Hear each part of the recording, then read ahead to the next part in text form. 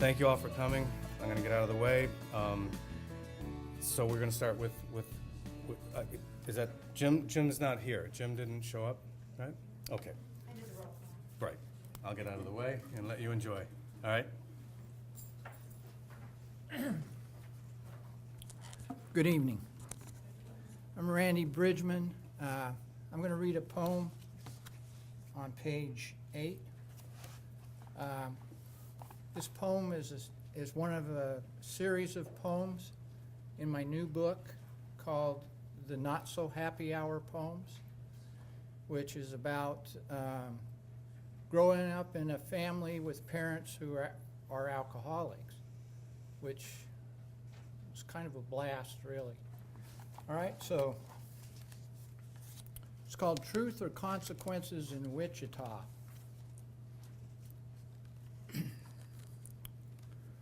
On the weekends, my father had visitation rights. He was always looking for a place or someplace to burn off a hangover. He told me to wait in the car while he stopped off and have a beer in Baldy's bar.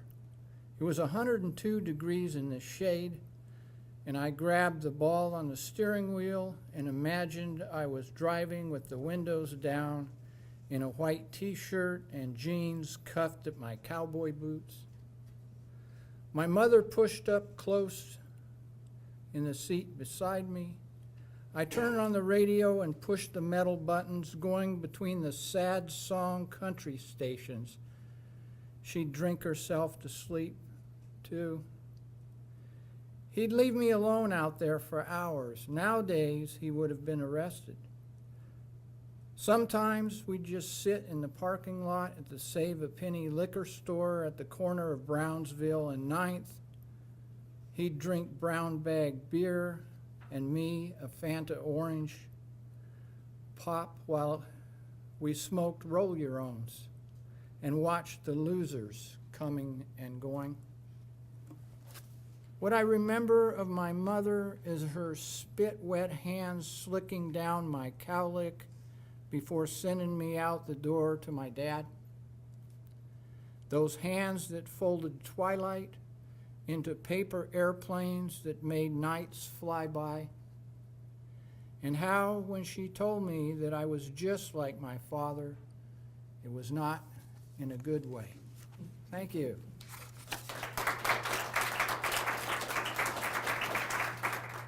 Hi, everyone. Hope you're having a nice night. So I had a picture. It's on page 31, I want to say. So just a little bit about my piece. I was in Chicago at the time, and I was with my baby nieces, and this was actually, we went to go see the Chicago Bean, and we had walked underneath. It's like a little dome underneath, and my eldest niece, who was 6 at the time, looks up and says, "Auntie, look at how blurry I look." And I look over, she's like making funny faces in her reflection, and where I was standing, I looked up and had noticed that my reflection was clear as day. So as I was standing there, right in the middle, I was standing in the middle, whereas she was more like off to the side.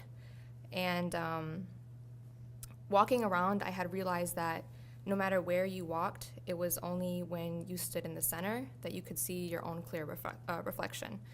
And I just, at the time, like, I looked up and I took a picture, and while I was looking at it, I found it extremely captivating, because I feel like we as people tend to look at these distorted reflections of ourselves often and try to make sense of what is and what isn't, rather than try and just center our focus on the one clear image that shows us our true beautiful selves.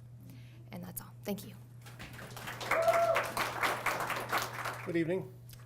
I'm Christopher Wilkins. I've taught here at CSM for 10 years in English, and written poetry for some 20, 25, 30 years.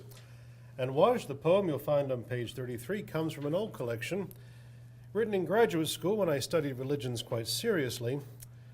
And philosophy and poetry, it turned out I learned in that time the writing and the reading and the crafting of poetry was the best way that I could make sense of either of those two other disciplines, whether it be religion or philosophy, and that should have been a clue about vocation, as you say, but there it is.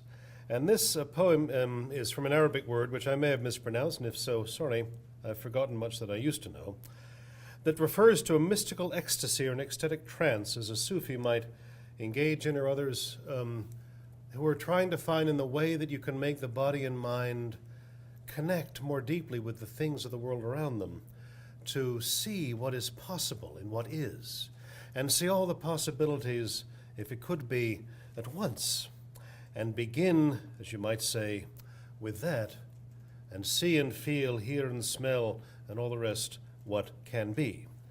Much as these beautiful photographs I see running before me and running before you, I keep doing with the ways they show the world as it appeared, and thus in the photograph still appears. The poem goes like this. Begin with trees and let them dance. Watch them rise in air, branch and leaf, lightning and fire.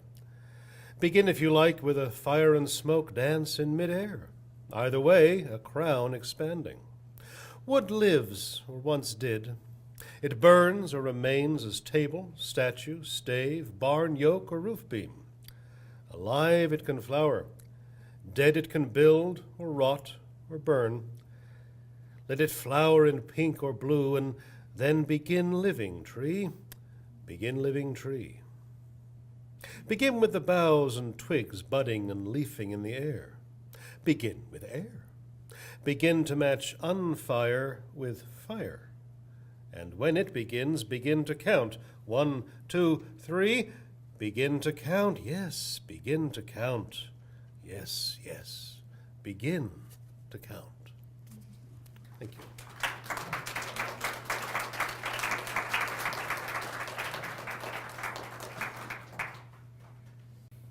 Good evening. I'm Patrick Allen. My poem is on page 30. I have a number of disclaimers to make. This epigraph at the beginning of the poem, I don't think I'm smart enough to have made it up. I think I heard it somewhere, but I don't know where. And of course, I went to Google and said, who said we may be blinded by our culture, but we're not oblivious? And I could find nothing in 10 pages of reading about this, who said this. So anyway, for all those English majors here, you shouldn't use stuff that you can't attribute to whoever said it.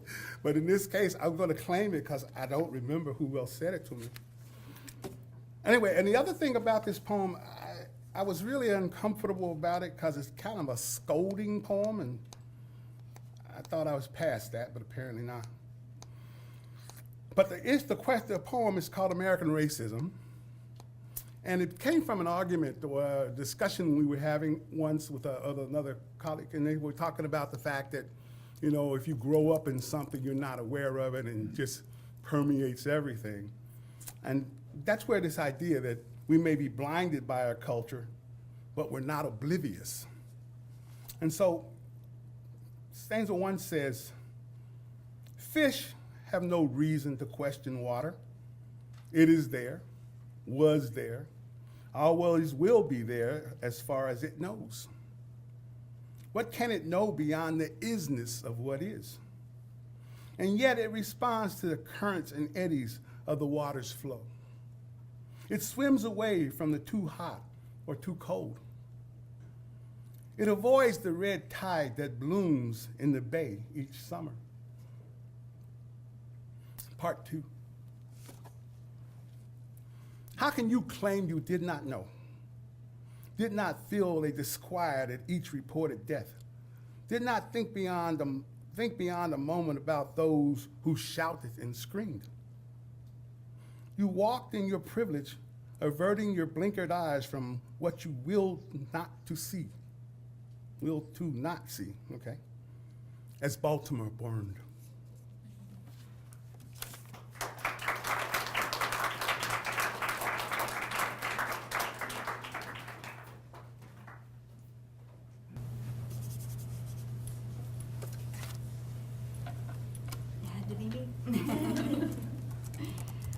Well, the photos are coming back up.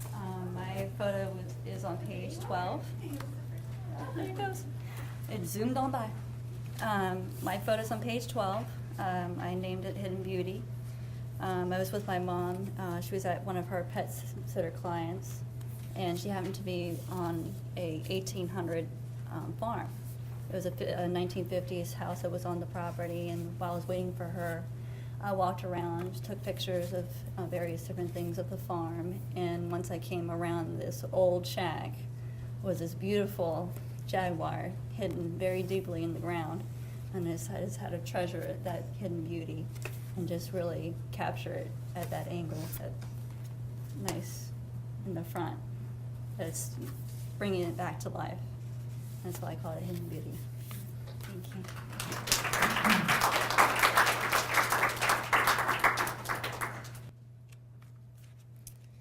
I lost it.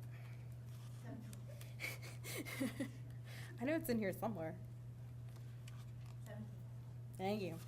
Okay.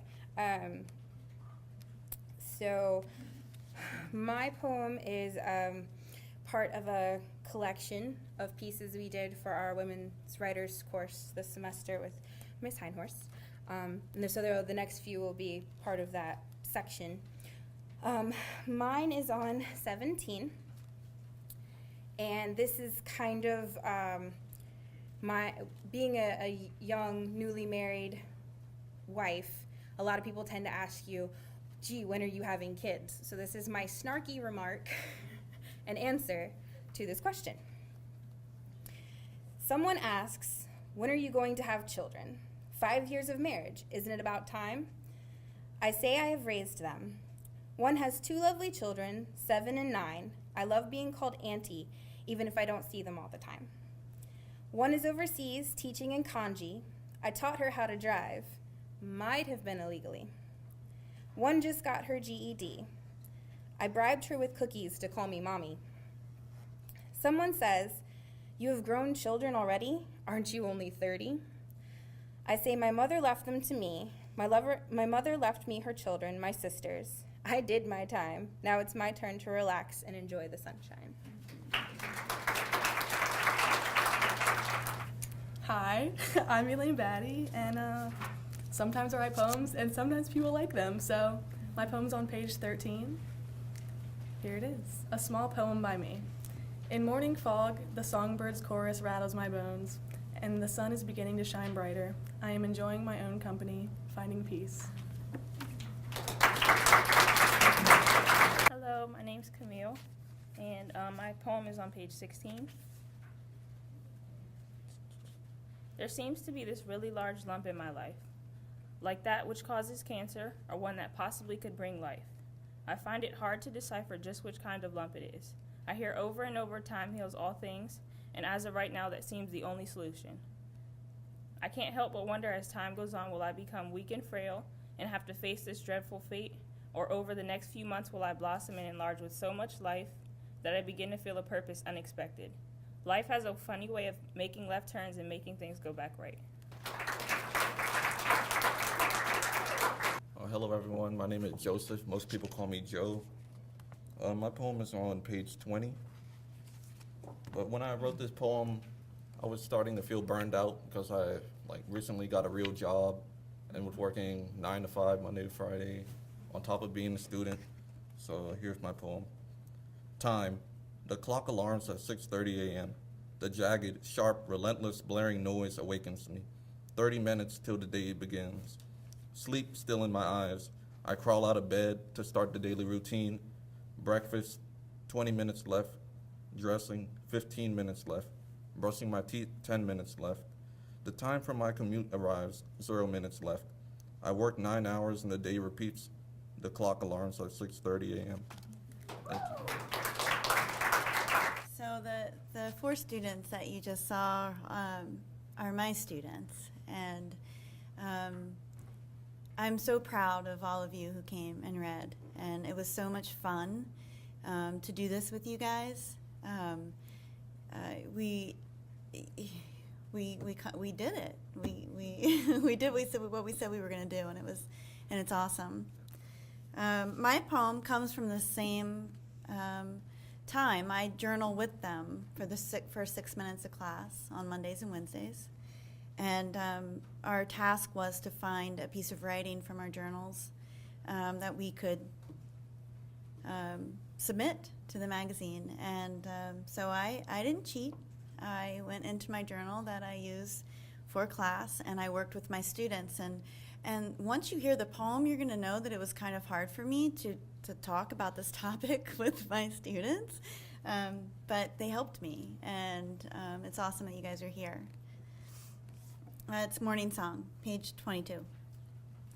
I wanted to wear earrings, feel accessorized and female, but my body had a different plan. Period. Bled the sheet, stripped the bed, took 3 Advil. Swollen and bent, I no longer thought of pretty or shining or smiling. No, my plan for this morning to love my pierced ears took a turn toward tampons for my purse. Thank you.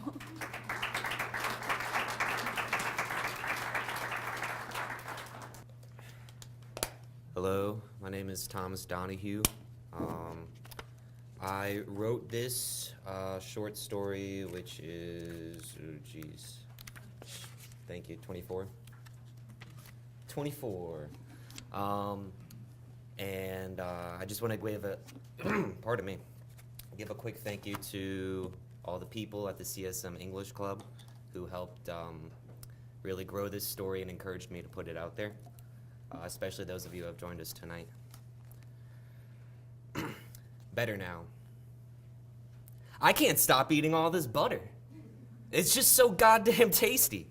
I munch on stick after stick. The cool, salty slabs of fat slide so seamlessly past my lips and down my throat. I'd just been so hungry, carrying a craving that needed to be satisfied. I had a real hankering for butter, so bad that I went straight to the shop and save on the corner and bought as much as I could carry. I didn't even wait until I had actually purchased it before I began unwrapping and sucking on a succulent stick and held on to the wrappers to scan out the register. I know. Those types of people are the worst.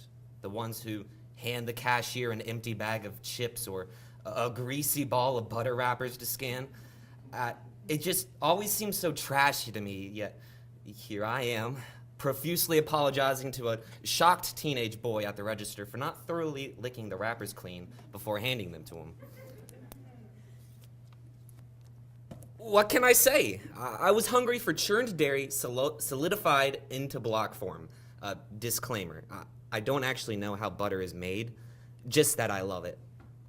If you're hungry, no. If you need something, shouldn't you fulfill that need? Like all the needs in your life? I fulfilled my need, and now I feel better. I feel butter. Butter, better. Butter, better. Butter, better. What fun! The two just go hand in hand. Or butter in hand. Butter, better. They slide off of one another so well. Like melted butter, right? Oh yeah, right. That's how it goes. It's all part of life, baby. Butter. Butter, baby. Ooh, just maybe. That's life. That's what happens when you eat so much butter and have so much butter. More butter than you could ever know what to do with. You just eat and begin to screw yourself with all that leftover butter. That's how you get a butter baby. The real circle of life that I'm willing to commit to. God, I love butter. And butter loves me, to the best of its ability. I know it. I can taste its love. Butter loves me for sure. It tastes so good for me. Butter loves me for sure. It loves me for me. It never tells me that the spark is gone or that our relationship is falling apart or that I've changed too much as a person. Whatever that's supposed to mean. I've been me. Got an itch? Scratch it. That's just how we work. Got a need? Fulfill it. That's been me since day one, and that's just how it is. I'm always me. The world is always the world, and butter is always butter. And butter is always better.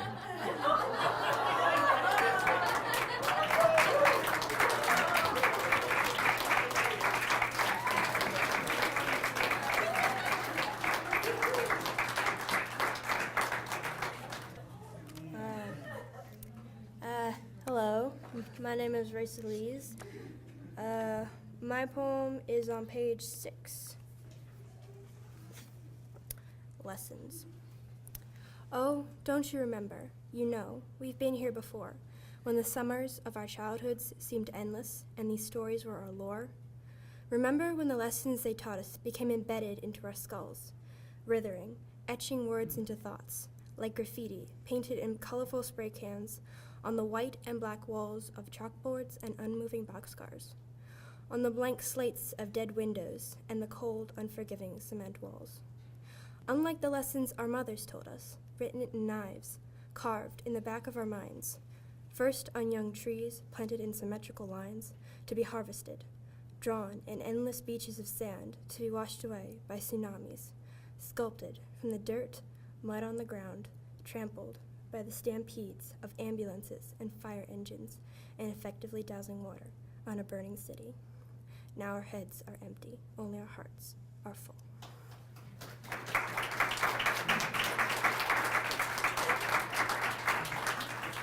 My photo is on page 29. This photo is basically the result of a 5-day road trip with my wife heading to Albuquerque, New Mexico to visit family.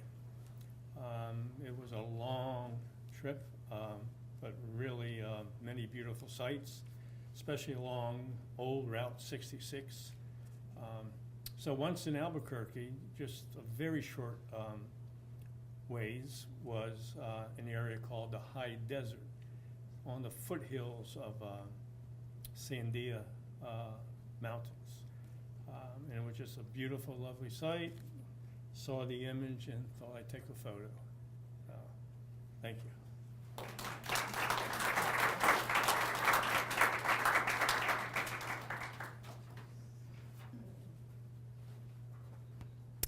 Hi, everybody. My name's Joanne Van Wie. So glad everybody came out. It's awesome to have someone to read poetry to. My poem is on page 41. It's called Love-things. Because things fall apart, because microphones mess up, because things fall apart so frequently, we need pockets for hearts, for all the tiny parts of what's left. We keep watchdogs like canaries that lull us back to sleep. Because we lose things so often, we keep lists on clipboards, check each other off, like missing jewelry, like articles of clothing that disappear. We track our steps as we walk away, as we run. We pretend it's healthy to know how far we've gone. How far we've come is another way we might say the same thing, but trust me, these love things still end like small marriages. For better or for worse, these things mostly end. Thank you. Good evening. My name is Richard. I work for the College of Southern Maryland. Does anyone have a hankering for butter right now? That was excellent. That just totally chilled me out. Besides seeing Patrick here tonight. My photo is on page 40. I call it Winter Trax. I was actually going to name it Winter Cursive. Does anyone name their car? Does anyone have a name for their car? Well, I had a 1989 Toyota Camry 5-speed. And I literally hate backing out of my driveway. And I'll do anything not to have to do it. I'll pull in the yard or whatever. And I'd done this many times. I'd turn to the left, back it up, go out, come back, do the same thing. And I got out this night, and I looked outside the vehicle, and I was like, wow, you've learned to write cursive. That's my baby. So, and that's how I said I'm gonna take a picture of this. Thank you.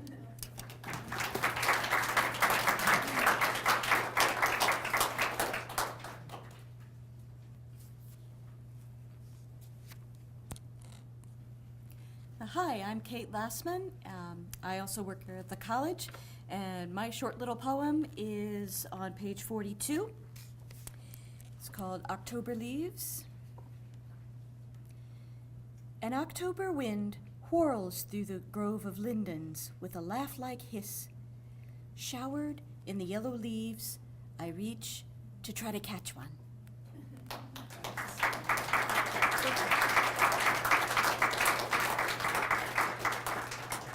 Hi, I was so honored and surprised to be selected for this that I actually put on a tie the first time since I retired. But it's a holiday tie. So, my piece, I think it's on 35. It's the epilogue from my new novel. It's Trout Heaven. Trout Heaven is a resort town near a lake called Crater Lake, where there are giant trout, abundant. They can't get out, and they keep getting bigger.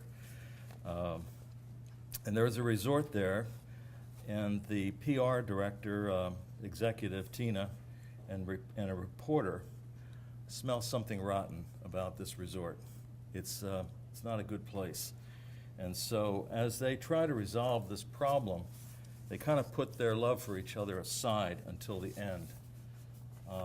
Whether they solve the problem or not, you have to read the book. But this is a day after the book where the lens sort of pulls back and sees them enjoying themselves for the first time. The day is perfect for fly fishing in a swift trout stream in the eastern mountain forest. A woman is leading a man carefully downhill on a narrow rocky trail. Relaxed, alert, they listen and enjoy the sound of Foster's Creek. Without saying a word, they each feel the sound getting louder. I can hear it running full now, he says, at the top of a small ridge. The sound dominates the valley surroundings as they arrive. It is the sound not easily described. As the shallow water of Foster Creek rushes sharply over the stream bed of smooth rocks and gravel, it is not a burbling sound. It is not a trickling, babbling, tumbling, or bumbling, not even a grumbling or growling sound.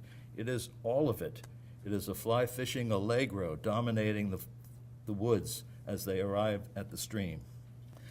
This, her favorite creek, flows west into the Madison River toward Kentucky, not east to the Sassafras, serving them as another comfort after too many anxious days near that river and freaky Crater Lake.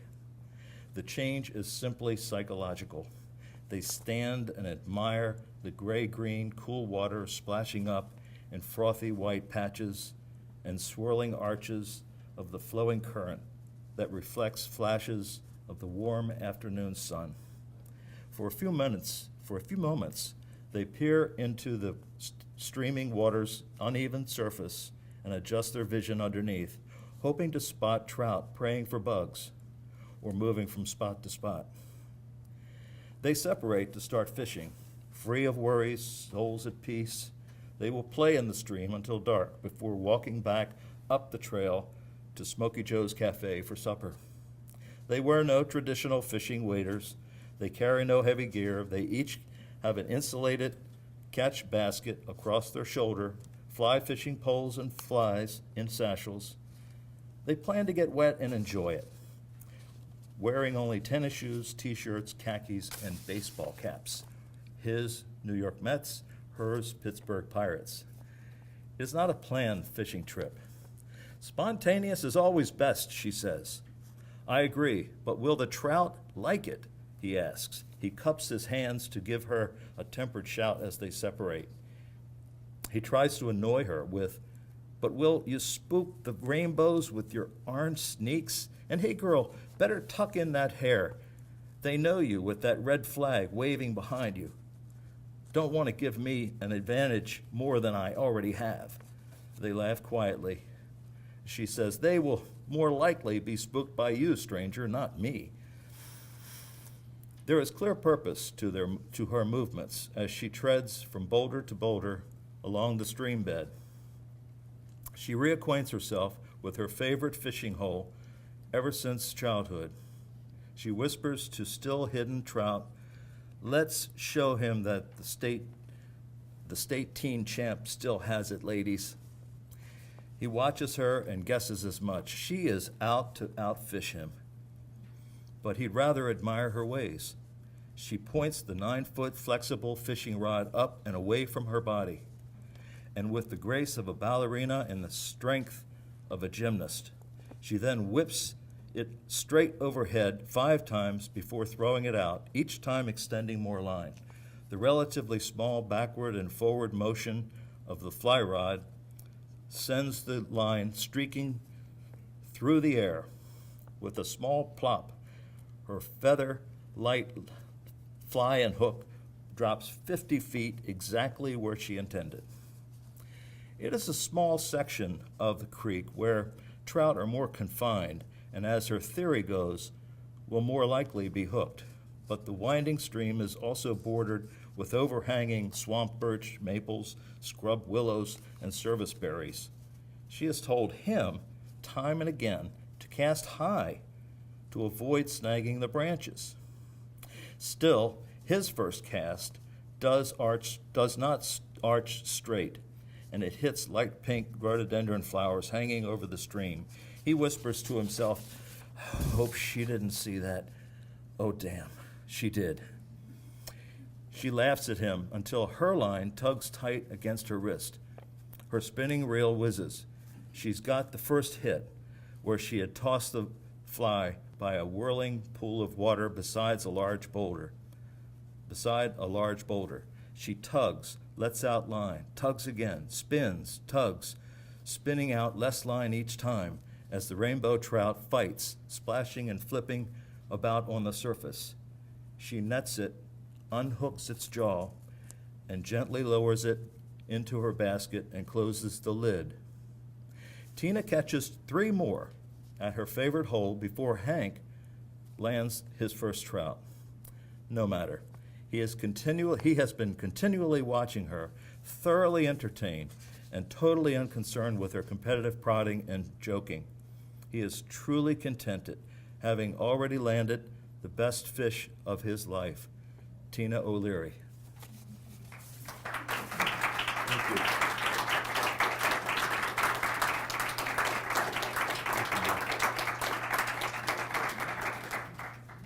That was great. Thank you. So if you turn to the